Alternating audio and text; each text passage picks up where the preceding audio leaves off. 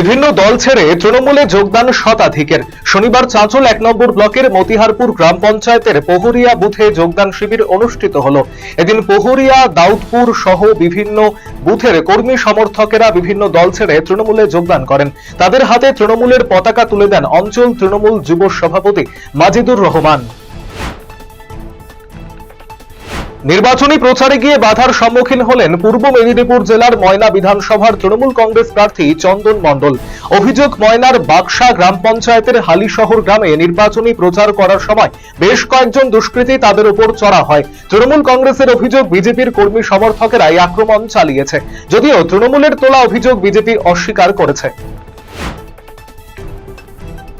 আর মাত্র কয়েকদিনের অপেক্ষা, তারপরই রায়গঞ্জ বিধানসভা কেন্দ্রে অনুষ্ঠিত হতে চলেছে নির্বাচন, যাকে কেন্দ্র করে রাজনৈতিক মহলে টান টান উত্তেজনা। শুরু থেকে রায়গঞ্জ বিধানসভা কেন্দ্রে প্রচারে ঝড় তুলেছেন তৃণমূল প্রার্থী কৃষ্ণ কল্যাণী।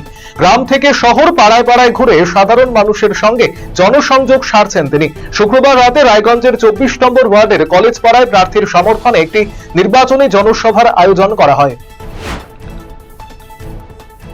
কালিয়াগঞ্জ বিধানসভা কেন্দ্রে তৃণমূল প্রার্থী নিতাই বৈশ্যের সমর্থনে নির্বাচনী জনসভা করবেন দেব। সোমবার পার্বতী সুন্দরী হাই স্কুল ময়দানে ওই জনসভা অনুষ্ঠিত হবে। ফলে শনিবার জনসভার মাঠে গিয়ে সভার সামগ্রিক প্রস্তুতি খতিয়ে দেখলেন নিতাই বৈশ্য। চলন্ত ট্যাঙ্কারে ভয়াবহ অগ্নিকাণ্ডের ঘটনাকে কেন্দ্র করে চাঞ্চল্য উত্তর দিনাজপুরের চোপড়ার রাঙ্গাগঞ্জ এলাকায় 31 নম্বর জাতীয় সড়কে। ট্যাঙ্কারটি বিহার থেকে শিলিগুড়ির দিকে যাচ্ছিল। রাঙ্গাগঞ্জ এলাকায় সুভাষনগর ব্রিজের ওপর চলন্ত অবস্থায় হঠাৎই ট্যাঙ্কারটির একটি টায়ার ফেটে যায়। এর কিছুক্ষণের মধ্যেই গাড়িতে আগুন লেগে যায়। দাউ দাউ করে জ্বলতে থাকা ট্যাঙ্কারটি দেখে আতঙ্ক ছড়ায় এলাকায়। খবর পেয়ে দ্রুত ঘটনাস্থলে পৌঁছয় দমকল বাহিনী। কোচবিহার দক্ষিণ বিধানসভা কেন্দ্রের বিজেপির বিধায়ক নিখিল রঞ্জন দের বাড়িতে গিয়ে ভোট প্রচার করলেন তৃণমূল কংগ্রেস প্রার্থী অভিজিৎ দে ভৌমিক।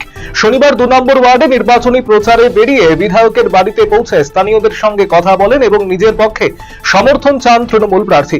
এদিনের এই ঘটনাকে কেন্দ্র করে এলাকায় রাজনৈতিক মহলে আলোচনা শুরু হয়েছে।